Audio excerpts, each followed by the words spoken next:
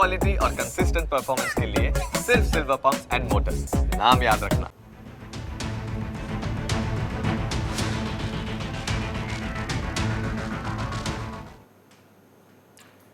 હવે સમાચારોમાં વાત કરીશું મહાજંગની, જ્યાં મહારાષ્ટ્રમાં સુસ્ત અને ઝારખંડની અંદર બમ્પર મતદાન જોવા મળી રહ્યું છે। મહારાષ્ટ્રમાં બપોરે 3 વાગ્યા સુધીમાં 45.53% મતદાન થયું। ઝારખંડમાં બપોરે 1 વાગ્યા સુધીમાં 61.47% મતદાન થયું છે।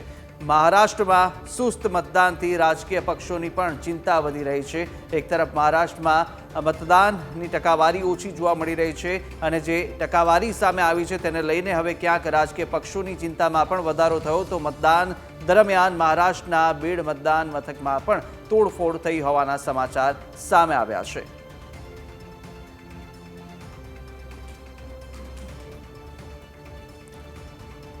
તો મહારાષ્ટ્રમાં મહાજંગ ચાલી રહ્યો છે અને આ મુદ્દે આપણે ચર્ચા કરવાના છે કે જ્યાં બીજેપીમાંથી શૈલેષભાઈ પરમાર આપણી સાથે સ્ટુડિયોમાંથી જોડાઈ ચૂક્યા છે અને સાથે કોંગ્રેસમાંથી નિશાંતભાઈ રાવલ પણ આપણી સાથે જોડાયા। આ બંનેનું સ્વાગત છે ન્યૂઝ કેપિટલમાં।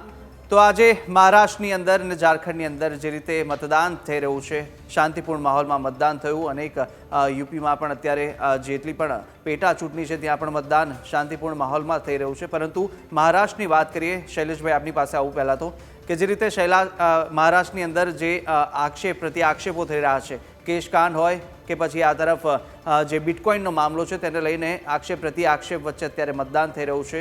સૌ પ્રથમ આપની દ્રષ્ટિએ શું લાગે છે જે સુસ્ત મતદાન મહારાષ્ટ્રમાં છે ક્યાંક અસર કરી શકશે ભાજપને? પ્રથમ તો ઝારખંડ અને મહારાષ્ટ્ર બંને જ રાજ્યોમાં લોકશાહીનું પર્વ ઉજવાઈ રહ્યું છે। જે પ્રકારનું મતદાન આપણે સ્વીકારીએ છીએ કે ઝારખંડમાં ખૂબ સારું મતદાન છે, મહારાષ્ટ્રમાં ક્યાંક ને ક્યાંક મતદાનમાં ઓછી ટકાવારી છે, 40% જેટલું મતદાન થઈ ચૂક્યું છે। પરંતુ અમે જે પ્રકારે કામ કર્યા છે, અમારી સરકારે કામ કર્યા છે અને જે પ્રકારે મહારાષ્ટ્રની વાત કરીએ તો ઉદ્ધવ ઠાકરેએ જે નતા કામ કર્યા અને જે બાલાસાહેબ ઠાકરેની વિચાર શ્રેણી છે, એની વિચારધારા છે, હિન્દુત્વ અને સનાતની વિચારધારાથી પર રહી અને ક્યાંક ને ક્યાંક જેહાદી તત્વો જે છે એ લોકો સાથે એમનું જોડાણ થયું છે, ત્યારથી જ લોકો એનાથી વિમુખ થતા હોય એવું લાગે છે। અને હવે તો ક્યાંક ને ક્યાંક કોંગ્રેસ હાર ભાળી ગયું છે તો કોંગ્રેસના નેતાઓ મહારાષ્ટ્ર માટે વોટ જેહાદ, લવ જેહાદ, જેહાદના પ્રકારો છે, એમાં વોટ જેહાદ જેવી સ્થિતિ અત્યારે થઈ રહી છે અને એ પણ દેખાઈ રહ્યું છે।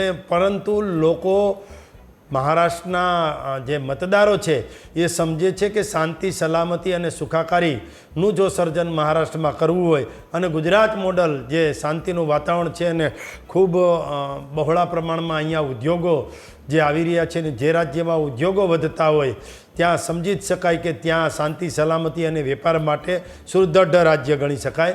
પરંતુ ઝારખંડ અને મહારાષ્ટ્રની ચૂંટણી છે, અમને લાગે છે કે જે પ્રકારે મહારાષ્ટ્રની ચૂંટણીમાં વોટરો મતદાન કરવા આવ્યા છે, મતદારો મતદાન કરવા આવ્યા છે અને એના હાથમાં જે વોટર સ્લીપ છે એ ક્યાંક ને ક્યાંક ભારતીય જનતા પાર્ટીના ઉમેદવારની સ્લીપ દેખાય છે। એટલે પહેલી નજરે તો એ જ દેખાય કે જ્યારે કોઈ મતદાન જેને જ્યાં કરવાનું હોય તેની જ સ્લીપ લઈને આવતા હોય છે। એટલે ભલે ઓછું મતદાન થયું પરંતુ ક્યાંક ને ક્યાંક ભારતીય જનતા પાર્ટી તરફ મતદાન થયું છે અને જ્યારે 23 તારીખે રિઝલ્ટ આવશે અને જ્યારે 23 તારીખે પણ છે અને પછી રિઝલ્ટ આવશે એ પછી જ ખબર પડી જશે કે ભારતીય જનતા પાર્ટીમાં બંને જે ઝારખંડ અને મહારાષ્ટ્ર છે એના લોકો ભારતીય જનતા પાર્ટીની સરકારને ચૂંટશે।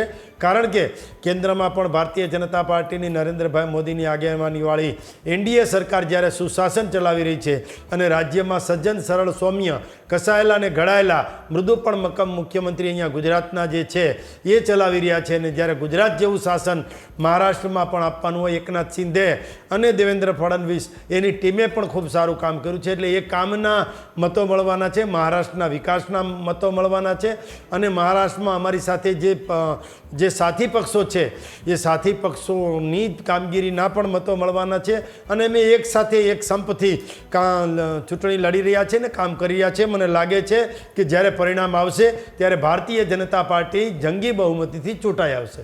બિલકુલ, આ વખતે ચૂંટણીની અંદર મહારાષ્ટ્રમાં છે ને જમીન, ઉદ્યોગ, ખેડૂતોનો મુદ્દો આ ખૂબ ગરમાયેલો હતો મુદ્દો અને સાથે આપની પાસે નિશાંતભાઈ આવું કે રાહુલ ગાંધીએ પણ 3 ખેડૂતોને નવા વાયદાઓ કર્યા છે. આ તરફ 3 વાયદાઓ શું ફળવાના છે કોંગ્રેસને? આ વખતે કોંગ્રેસનો સાથ આપશે ખેડૂતો? શું કહેશો? કુશાગ્રભાઈ, સૌ પ્રથમ તો મારા મિત્ર શૈલેષભાઈ જે ચર્ચાની શરૂઆત આ ડિબેટમાં કરી, પેલું જેહાદ ને આ બધા શબ્દો, આ બધી નફરતનું રાજકારણ, આ બધા નફરતના શબ્દો આ લોકો ક્યાંથી લાવે છે? આ બધા શબ્દો આ મહારાષ્ટ્ર અને ઝારખંડની ચૂંટણી ચાલી રહી છે, એની સાથે સાથે ભારત દેશની 48 વિધાનસભાઓનું બાય ઇલેક્શન ચાલી રહ્યું છે, એની સાથે સાથે 2 લોકસભાનું બાય ઇલેક્શનનું મતદાન ચાલી રહ્યું છે.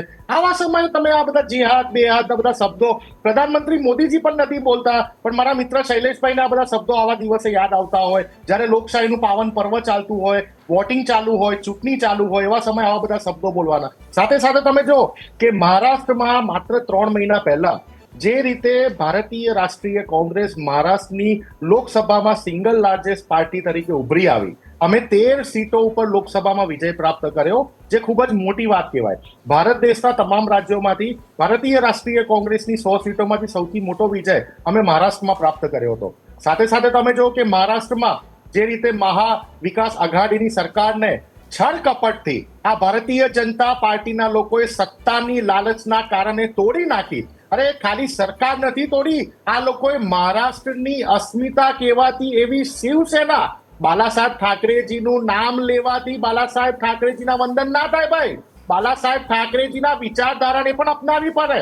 તમે મહારાષ્ટ્રની 2 મોટી પાર્ટી એનસીપી અને શિવસેનાને જે રીતે સત્તાના લાલચના કારણે તોડી નાખી, જે રીતે આ શિવસેના, નકલી શિવસેના અત્યારે ભારતીય જનતા પાર્ટી સાથે બેઠી છે, નકલી એનસીપી ભારતીય જનતા પાર્ટી સાથે બેઠી છે, એ મહારાષ્ટ્રની જનતાએ ત્યારથી જ નક્કી કરી નાખેલું.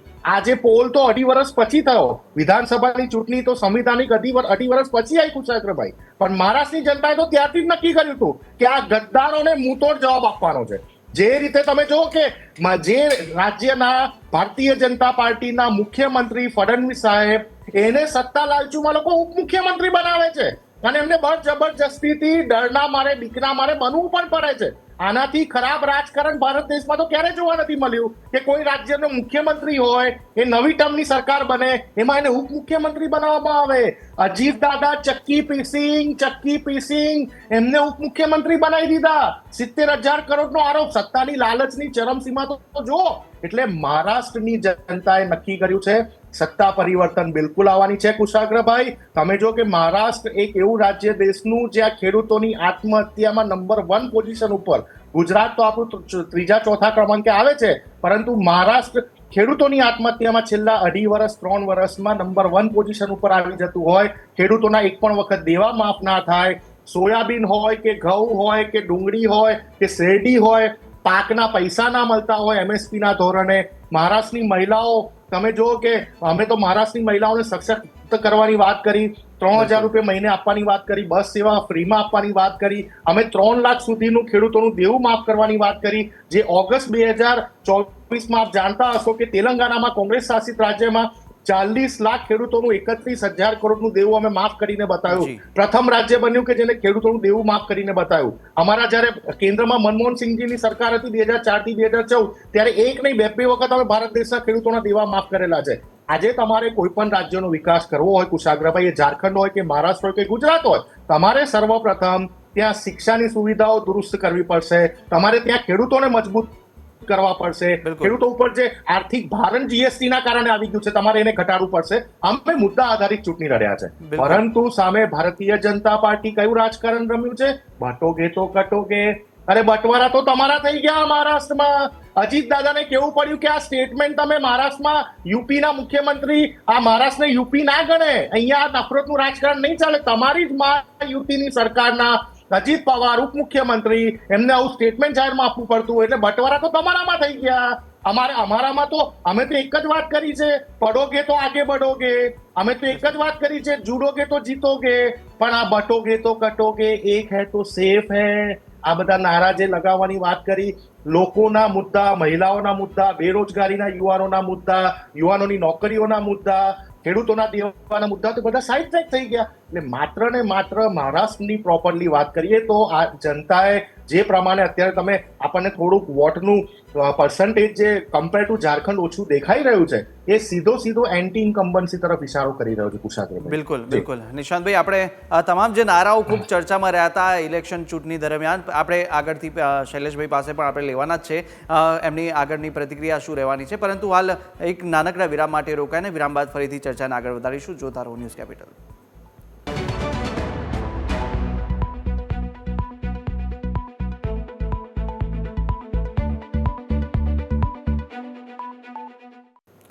વિરામ બાદ આપનું સ્વાગત છે.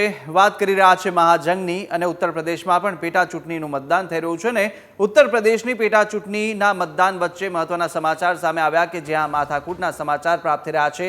કરહલ, મીરાપુર, કકરોલી, મુજફ્ફરપુરમાં પોલીસ સાથે ઝપાઝપીના સમાચાર પ્રાપ્ત થઈ રહ્યા છે. મતદાન દરમિયાન નિયમોનું ઉલ્લંઘન થતું હોવાનો પણ બીજેપી એસપીનો આરોપ છે. કરહલમાં ચાલુ મતદાને યુવતીની હત્યા થઈ, તો સાથે એસપીને મત ન આપતા દીકરીને મારી નાખી હોવાના મૃતકના પિતાએ જણાવ્યું છે. સમાજવાદી પાર્ટીને મત ન આપતા દીકરીને મારી નાખી હોવાના ગંભીર આક્ષેપો અત્યારે મૃતકના પિતા દ્વારા કરવામાં આવી રહ્યા છે કે જ્યાં ચાલુ મતદાન દરમિયાન નિયમોનું ઉલ્લંઘન થઈ રહ્યું છે અને સાથે એક યુવતીની હત્યા થઈ હોવાના સમાચાર પ્રાપ્ત થઈ રહ્યા છે. તો કરહલ, મીરાપુર અને કકરોલી સહિતના વિસ્તારની અંદર અત્યારે પોલીસ સાથે ઝપાઝપીના સમાચાર સામે આવ્યા હતા. ઉત્તર પ્રદેશની અંદર પેટા ચૂંટણી યોજાઈ રહી છે અને તે દરમિયાન જ મતદાન વચ્ચે માથાકૂટ થઈ અને મતદાન દરમિયાન નિયમોનું ઉલ્લંઘન થતું હોવાના આ બીજેપી અને સમાજવાદી પાર્ટીએ પણ આરોપો લગાવ્યા છે અને તેની વચ્ચે યુવતીની હત્યાના સમાચાર સામે આવ્યા છે. પોલીસ સાથે ઝપાઝપી પણ થઈ છે. તો મૃતકના જે પિતા છે તેમણે પણ કહ્યું છે કે બીજેપીને મત ન આપતા દીકરીને મારી નાખી છે તેવા આરોપ લગાવવામાં આવી રહ્યા છે. તો અત્યારે મતદાન યોજાઈ રહ્યું છે કે જ્યાં અનેક વિસ્તારમાં શાંતિપૂર્ણ માહોલ થયો, પરંતુ અનેક એવા વિસ્તારો પણ છે કે જ્યાં મતદાન મથક પર માથાકૂટ થઈ રહી છે. આ દ્રશ્યો ઉત્તર પ્રદેશના સામે આવ્યા અને બીજેપીને મત ના આપ્યા હોવાથી દીકરીને મારી નાખવા હોવાનો મૃતકના અત્યારે પિતા જણાવી રહ્યા છે. आज सुबह उसकी डेड बॉडी मिली है. इसमें उनके पिता के द्वारा मृतका के पिता के द्वारा 2 लोगों के खिलाफ अभियोग पंजीकृत कराया गया है. इसमें एक प्रशांत यादव है और दूसरा मोहन कठेरिया है, जिनको दोनों को गिरफ्तार कर लिया गया है. उनके माता पिता द्वारा ये बयान दिया गया है कि भाजपा को वोट देने से रोकने के कारण उसकी लड़की की हत्या की गई है, जिसमें विवेचना में शामिल करके अग्रिम विधिक कार्रवाई की जा रही है. તો ઉત્તર પ્રદેશમાં જે રીતે મતદાન ચાલી રહ્યું છે પેટા ચૂંટણીનું, તે વચ્ચે માથાકૂટ થઈ, દીકરીની હત્યા થઈ, અનેક આક્ષેપો થઈ રહ્યા છે. પોલીસ દ્વારા અત્યારે તપાસ ઘટનાને લઈને ચાલી રહી છે. અને આગળ આપણે વાત કરી રહ્યા છીએ મહાજંગની અંદર. આ મહાજંગ પર ચર્ચા ચાલી રહી હતી. આપણી સાથે બીજેપીના નેતા શૈલેષભાઈ આપણી સાથે જોડાયેલા છે, કોંગ્રેસમાંથી નિશાંતભાઈ પણ આપણી સાથે જોડાયેલા છે. શૈલેષભાઈ, આપણે વિરામ પહેલાં જે વાત થઈ રહી હતી અને અનેક એવા સ્લોગનો છે, અનેક એવા નારા છે ચૂંટણી દરમિયાન આપણે જોયા હતા. ઉદ્ધવ ઠાકરે પણ કહ્યું હતું કે એક ગદ્દાર હૈ, દૂસરા ખોખા, અને આ જે શબ્દો છે આ શબ્દો પર અનેક રાજનીતિ પણ થઈ છે. અને સાથે નિશાંતભાઈએ કહ્યું પણ હતું કે તમામ જે નેતાઓ છે એનસીપી અને શિવસેનાને તોડી અને ભાજપે સરકાર ત્યાં આગળ બનાવી લીધી છે. શું કહેશો આ તમામ આરોપો પર ને આ નારાઓને કેવી રીતે જોશો? જો આરોપો પ્રત્યારોપો તો જ્યારે ચૂંટણી હોય ત્યારે જે બિલાડીના ટોપની જેમ કોંગ્રેસ નીકળી આવતી હોય છે, એ ઝારખંડ હોય કે મહારાષ્ટ્ર હોય, એ આરોપ પ્રત્યારોપ થાય જ છે. હવે જે પ્રકારે અત્યારે હમણાં આપે પણ વાત કરી અને મારે પણ એ વાત કરવાની જ હતી કે સુપ્રિયા સુલે જે બિટકોઇન કૌભાંડ છે એમાં એનો અવાજ પણ દેખાય છે. શરદ પવાર આ બાબતને નકારી રહ્યા છે, પરંતુ જે અજીત પવાર છે એ કહી રહ્યા છે કે સુપ્રિયા સુલેનો જ અવાજ છે.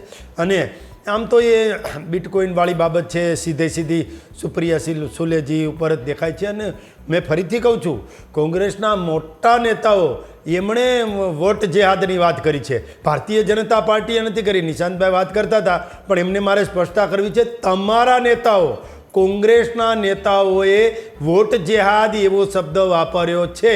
કારણ કે પેટમાં હોય એ બહાર તો આવે ને. એટલે કોંગ્રેસના નેતાઓના મનમાં જે મુસ્લિમ તૃષ્ટિકરણ પેટમાં હતું એ ક્યાંક ને ક્યાંક બહાર આવ્યું છે, બીજું કાંઈ છે નહીં, અને બહાર આવવું પણ જોઈએ.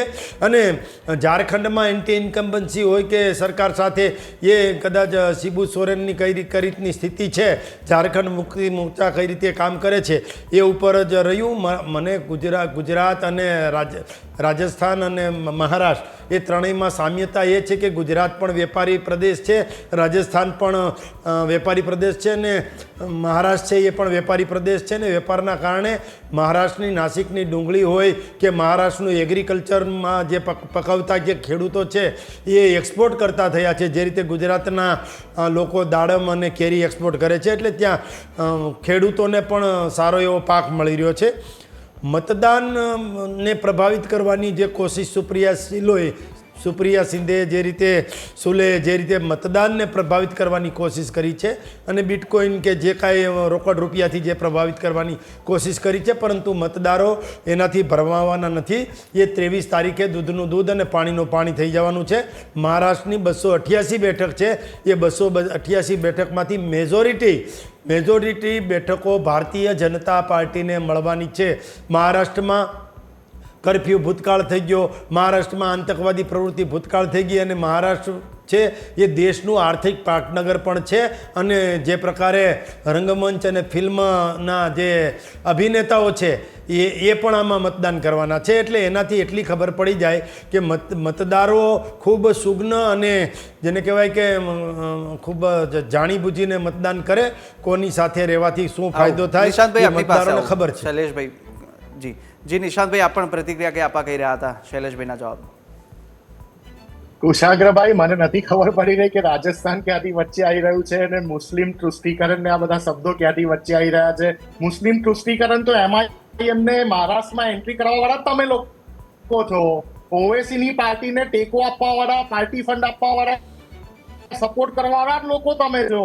મુસ્લિમ તૃષ્ટિકરણ કરવા વાળા પાર્ટી જ ભારતીય જનતા પાર્ટી છે. અને મારા મિત્ર શૈલેષભાઈએ જે ગોટાળાની આરોપો લગાયા, અરે ભાઈ સરકાર તો 2.5 વર્ષથી તમારી છે, તમારે એના પર એક્શન લેવી હતી. સીબીઆઈ તમારી પાસે, ઈડી તમારી પાસે, મહારાષ્ટ્રની પોલીસ તમારી પાસે. તમે જો કે મહારાષ્ટ્રની પોલીસ, મુંબઈની પોલીસ આટલી બધી સક્ષમ અમે લોકોએ જે તમને સોંપીને ગયા હતા, તો તમે પોલીસનો પાવર હેઠી લીધો. એના કારણે તો એક નેતાની ખુલ્લેઆમ ત્યાં હત્યા થાય. આ મહારાષ્ટ્ર, આ મુંબઈ પોલીસની હાલત તમે કરી. સાથે સાથે પુણે રિંગ રોડનો ગોટાળો, સમૃદ્ધિ મહામાર્ગનો ગોટાળો, જલયુક્ત શિવાર ગોટાળો, છત્રપતિ શિવાજી મહારાજની પ્રતિમા જે રીતે ત્યાં ખંડિત થઈ, સૌથી મોટો ગોટાળો 8 જ મહિનામાં. જે છત્રપતિ શિવાજી મહારાજ એક ભારતવાસીઓના દિલમાં વસે છે, તેમની મૂર્તિ ખંડિત કરવાનું પાપ પણ ભારતીય જનતા પાર્ટીના અકાઉન્ટમાં લખાયું. ધારાવી રીડેવલપમેન્ટનો ગોટાળો, 1 લાખ કરોડનો પ્રોજેક્ટ આ ભારતીય જનતા પાર્ટીની સરકારે પોતાના મનમાનીતા એવા એક જ બિઝનેસમેન અદાણી ગ્રુપને કેવી રીતે સોંપી દીધું એ આખું મહારાષ્ટ્રની જનતા, ગુજરાતની જનતા, ભારત દેશની જનતા સારી રીતે જાણે છે. અરે એનાથી આગળ જઈએ, હજી તો આજે વોટિંગ હતું ને, ગઈકાલે ભારતીય જનતા પાર્ટીના રાષ્ટ્રીય મહામંત્રી વિનોદભાઈ તાવડે 5 કરોડ રૂપિયા રોકડામાં પકડાય. ઇલેક્શન કમિશને એમના ઉપર 2 FIR કરવી પડે. સિંધે ગુટના એક નેતા, નકલી શિવસેનાના એક નેતા 2 કરોડ રૂપિયા સાથે એક હોટલમાં પકડાય. કેશ દો વોટ લો વાળી પરિસ્થિતિનું નિર્માણ કરવામાં આવે ભારતીય જનતા પાર્ટી દ્વારા. આ ભારત દેશમાં ક્યારે પણ એવું નથી થયું કે કોઈ પાર્ટીના રાષ્ટ્રીય મહામંત્રી ચૂંટણીના આગલા દિવસે આટલી મોટી રકમમાં કોઈ પ્રાઇવેટ હોટેલમાં કેશ સાથે પકડાય અને ચૂંટણી કમિશન FIR બી કરે.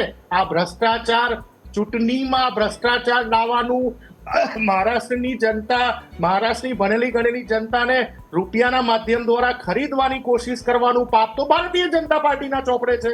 આગળ એમને ઝારખંડની વાત કરી, તો ઝારખંડમાં શિબુ સોરેન નહીં, હું દુરુસ્ત કરવા માંગુ છું મારા ભારતીય જનતા પાર્ટીના મિત્રને કે હેમંત સોરેનની સરકાર, હેમંત સોરેનને પણ તમે લોકસભાની ચાલુ ચૂંટણીમાં તમે ઈડીનો ઉપયોગ કરીને તમે ડાયરેક્ટ એમને જેલમાં, સિટિંગ CM ને તમે જેલમાં મોકલવાનું પાપ કર્યું? શું થયું? સાબિત તો કરી ના શક્યા તમે જેએમએમ ઝારખંડ મુક્તિ મોરચાના એક નેતાને તમે તોડવાની કોશિશ કરી, એમાં પણ તમે શક્ય ના ગયા. તમે વિચારો, કહેવાની વાત એ છે કે આજ ભારતીય જનતા પાર્ટીએ કુશાગ્રભાઈ ઝારખંડમાં કેન્દ્ર સરકારે છેલ્લા 5 વર્ષમાં 1,36,000 કરોડ રોકી દીધા છે. આદિવાસીઓના ઉત્થાન માટે કેન્દ્ર સરકારે કિન્નાખોરીનું રાજકારણ કરી 1,36,000 કરોડ રોક્યા. જો આટલા રૂપિયા હોત તો અમે જે જિલ્લામાં એકલવ્ય શાળાઓની બાંધકામ કર્યું, સરકારી શાળાઓનું જે નિર્માણ કર્યું, એ હજી પણ મોટા પ્રમાણમાં કરી શકતા હોત. અને એટલા માટે અમે 7 વાયદા આપ્યા ઝારખંડની જનતાને. અમે જનતાની વચ્ચે ગયા કે અમે ઝારખંડના એક માતા બહેનોને, એક ભાઈને 25 લાખનું અમે મેડિકલ કવરેજ આપીશું. ગીગ વર્કર્સ જે છે, અમે મહારાષ્ટ્રમાં પર્ટિક્યુલરલી વાત કરી કે જેવી રીતે ઝોમેટો, સ્વિગીના જે ડિલિવરી બોયઝ હોય છે એમનું કોઈ વિચારતું નથી, કોઈ સરકાર નથી વિચારતી, પણ અમારી મહાવિકાસ આઘાડીની સરકાર એમને 5 લાખનું મેડિકલ ઇન્સ્યોરન્સ આપશે. આપણે શૈલેષભાઈ પાસેથી પણ આ જવાબ બસ પાછા વળી જાઓ. કુશાગ્રભાઈ એક જ સેકન્ડ. એમને રાજસ્થાનની વાત કરી, એક જ સેકન્ડ લઈશ. એમને રાજસ્થાનની વાત કરી, મારે નથી કરવી, પણ મારે એમના પરિપ્રેક્ષમાં કરવી પડે. તમે રાજસ્થાનમાં 450 રૂપિયાનો ગેસનો સિલિન્ડર અત્યારે આપી રહ્યા છો, તો ગુજરાતની જનતાને આપવાનું ચાલુ કરી દો ભાઈ. આ સવાલ છે મારો કુશાગ્રભાઈ. નિશાંતભાઈ પાછા વળી જાઓ, બહુ ફાંકા માર્યા. જી શૈલેષભાઈ, આપ જણાવો. હવે નિશાંતભાઈએ ખૂબ મોટું ભાષણ આપી દીધું, પણ ભાષણ આપવામાં એ સમજી નથી શક્યા કે કોંગ્રેસના જે ભ્રષ્ટાચારના કૌભાંડો છે ને એની સાય હજી સુકાણી નથી. એ 2G સ્પેક્ટ્રમ હોય, એ કોમનવેલ્થ ગોટાળો હોય, એ હસન અલી હવાલા કૌભાંડ હોય, એ રોબર્ટ વાડ્રા જમીન કૌભાંડ હોય, એ નેશનલ હેરાલ્ડનું કૌભાંડ હોય, એ પવન બંસલનું કૌભાંડ હોય, આ બધા કૌભાંડો હજુ તાજા છે, એટલે એ પણ જોવું જોઈએ. અને ના નિશાંતભાઈ, હું તમારી વચ્ચે નિશાંતભાઈ, આપણે સાંભળી લઈએ. તમારા રાષ્ટ્રીય પ્રમુખ નિશાંતભાઈ, આપણે તમે 4 વર્ષ જેલમાં હતા. ભારતીય જનતા પાર્ટીના રાષ્ટ્રીય પ્રમુખ બાંગારુ લક્ષ્મણ 4 વર્ષ જેલમાં હતા. સારું, કાંઈ વાંધો નહીં, કાંઈ વાંધો નહીં. બસ પાછા વળી જાઓ. નિશાંતભાઈ